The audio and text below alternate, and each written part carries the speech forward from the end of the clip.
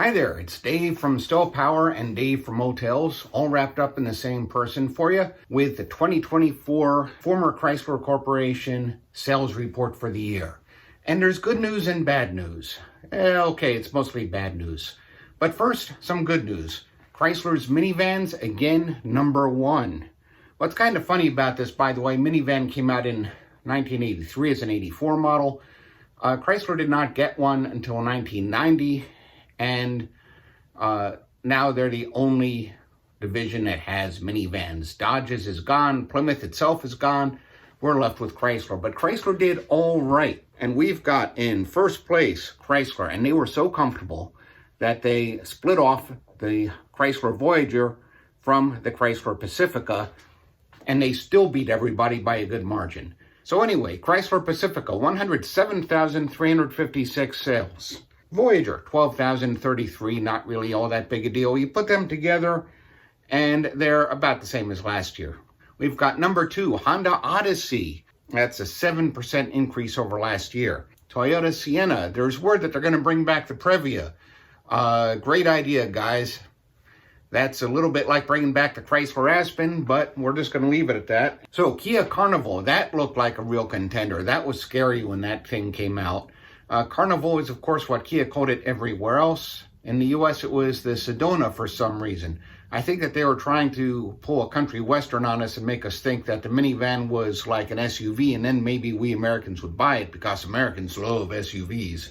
So it doesn't quite come to Chrysler territory. It needs to double before it can start talking about that. The bad news is that overall Chrysler fell by 15%. And pretty much everybody else went up. Hyundai, Kia, Genesis all set records. Genesis, that's sad. Because Genesis basically came in with their copy of the Chrysler 300C. And most of the reviewers said, well, the 300C is a better car. But the 300C was basically unchanged after 2015. And the Genesis kept on changing year after year. They added a coupe, they added a crossover, and now the Genesis line is viable, and it set a sales record, and it's doing all right, and you see them all over the place on the roads, whereas Chrysler decided that they would just give up and say, well, nobody really succeeds in the old Chrysler niche, Nobody except, names nobody's ever heard of, like Genesis and Buick and Acura. Okay, we find out from the sales figures that they've sold over 100 Jeep Wagoneer S models. Lest you forget the S, which they have the launch edition for $70,000. We don't know how much the actual one will cost. You can still only buy 2024 models, even though it's now 2025. This is, of course, the reverse of how any sensible automaker does it.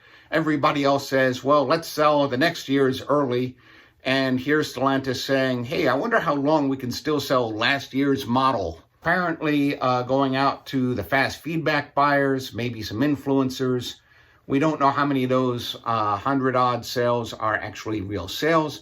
And then you've got Charger, which reportedly is getting out to dealers now after being in fast feedback for a couple of months. And the really bad news is that FCA US, in a market that's really gone up quite a bit, with Toyota, GM, and Ford all reporting a 4% gain for the year. And GM has done a stellar job because GM has managed to have a gain while cutting back on incentives. Anyway, let's go over Chrysler's numbers together and we'll do some comparisons to GM and Ford, but I'm going to switch to the computer mic for this because you don't want to see me going up and down reading from a sheet of paper, right? You don't want that.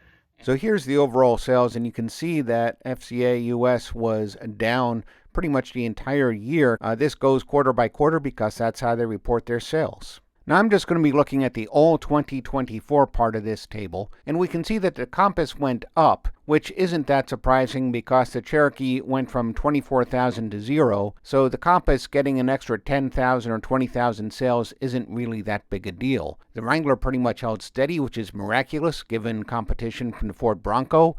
The Gladiator dropped from 55,000 to 42,000 sales, which given how much they were charging for it for most of the year is actually pretty good. But then at the end of the year, they started slapping on massive rebates. So it's really hard to tell. I think that this is a vehicle. Bob Sheaves, who was an AMC engineer for many years, when we are talking about the Gladiator as something possible in the future, He said it would probably have about 40,000 global sales per year. Trying to sell it at the 100,000 level strikes me as probably not realistic. Again, though, these numbers are actually pretty good. A 24% drop in Gladiator, I think, is just the early adopters being dropped out and everybody who's left. Cherokee, as we all know, they stopped making it quite a while ago. Then we have Grand Cherokee. This is a little scary, dropped 12%. Keep in mind, Grand Cherokee was supposed to have the Hurricane 6, and that was supposed to replace the V8. Instead, they just dropped the V8, left it all V6, and no Hurricane 6. So if you really want that power, you can't get a Grand Cherokee. So yeah, maybe no big surprise that Grand Cherokee sales fell by 12%. Renegade, they stopped importing to the United States. So again, no big surprise. It was a lousy seller before. It was really grossly overpriced, and the engine was not quite what Americans like in an engine, which is to say low-end torque. Wagoneer, that's a success story. And I know a competing site said that Wagoneer is really slow selling, but it is a true success story. Sales up 48%, sold 43,000 of them. That's actually pretty good for somebody trying to compete with the Chevy big full-size pickups, especially when you see the Grand Wagoneer at 12,000. That is the old luxury edition. It's up 13%. Compare that to a Lexus or a Cadillac. Don't compare it to a Chevy. Kind of the bloodletting with Ram. Ram down 16%. Some of that's due, believe it or not, to supply, but some of it's due to leftovers and trying to keep the prices way too high for way too long. Dealers, some people say it's because the new Ram doesn't have a V8. People who've driven it say that the 6 is better anyway. But also, they had a lot of Hemi V8s sitting on dealership lots. They were not willing to come down in price, so they dropped 16%. ProMaster Van dropping 19% from 82,000 or so to 66,000. That's pretty bad. Losing 12,000 and 13,000 ProMaster City sales isn't going to bankrupt them. That was, again, imported from Europe. Speaking of cars that they no longer make, we have the Chrysler 300. That's down 60%. No big surprise. They stopped making them at the end of 2023. Again, they don't seem to have realized that Genesis exists. Town & Country. 2 people were lucky enough to find old Town & Country minivans, or unlucky enough. It depends how much you like the old Town & Country compared to the Pacifica. And we've already talked about the Wagoneer S and the Pacifica and the Voyager, so I'm not really going to do it now. We have one last Dodge Dart selling. That's a bit of a surprise. I guess it was used as a loaner or something, or kept in the back lot, or God only knows what. But somebody bought a brand new Dodge Dart. The Viper, no surprise that they sold a Viper. There were dealers who kept a bunch of them at the end, thinking that they would sell them off slowly and name their own price, and I guess that they kind of did. Then we have the Dodge Hornet, not exactly a success story. Basically an Alfa Romeo with a different powertrain. And the irony, of course, is that the Alfa Romeo is a worked-over Jeep Compass. Either way, the Hornet grossly outsold the Alfa Romeo, and it more than doubled in sales because they started to slap more money on the hoods, and it was kind of overpriced to begin with, so that's okay. Sold 35,000 Chargers. Those are almost certainly nearly all the old model. There's probably a couple of thousand of the new ones in there. We expect that number to be lousy because they stopped making them at the end of 2023. They did manage to sell 27,000 leftover Challengers. The good news is, hey, they sold 27,000 leftover Challengers. The really bad news is, oh my God, there were 27,000 leftover Challengers. The 2 Caravans, and they managed to sell 2 of those even though they've been out of production for a while. Then we have the Durango, 59,000 sales, down 14%. Durango still in production, so that's kind of interesting. It's still available with your choice, a 5.7 Hemi or 392 Hemi. That 14% drop kind of tells me that the issue with some of Stellantis' sales is not, oh, we went all electric. Obviously, they didn't. They kind of went almost no electric. But it also says that the, oh no, people only want V8 story is also not quite true because Durango was available with V8s the whole year. And now we get to the 2 sexy Italian brands that we were told everybody in America would lust after and would love because they are so Italian and sexy. The 500e managed 970 sales in the year. That's a big increase.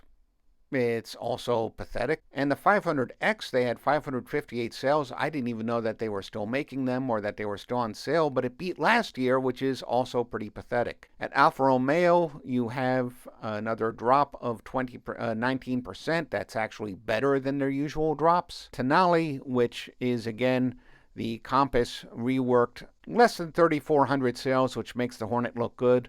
Overall then, down by 15% overall. Let's look at the brands briefly. So here you see that the most popular Stellantis brand is somehow Jeep with 587,725 sales. That is below Hyundai or Kia, which are both very similar to each other, at around 800,000 each, and that's down 9%. Ram, a former powerhouse, at about 440,000, and they're down by 19%, and that is, as always, almost entirely due to the pickup and chassis cab lines. Well, we're supposed to be getting hydrogen Ram 5500 soon, but I don't think that those will be a 200,000 a year seller. So Chrysler down 7%, one of their two cars taken out of production, so no big surprise there. Dodge got walloped with a 29% drop. That's even more than Chrysler, which is kind of surprising. But then you consider that the Charger and Challenger were not made for most of the year. They're only dripping out Chargers. There are no new Challengers. The Hornet won't exactly set the world on fire. I don't think it was ever meant to be a big volume seller. And of course the Caravan's long gone, and the Durango is pretty dated, but they haven't dropped the price, or at least they haven't dropped it much, and they're still nickel and diming you on things like paint colors. Fiat is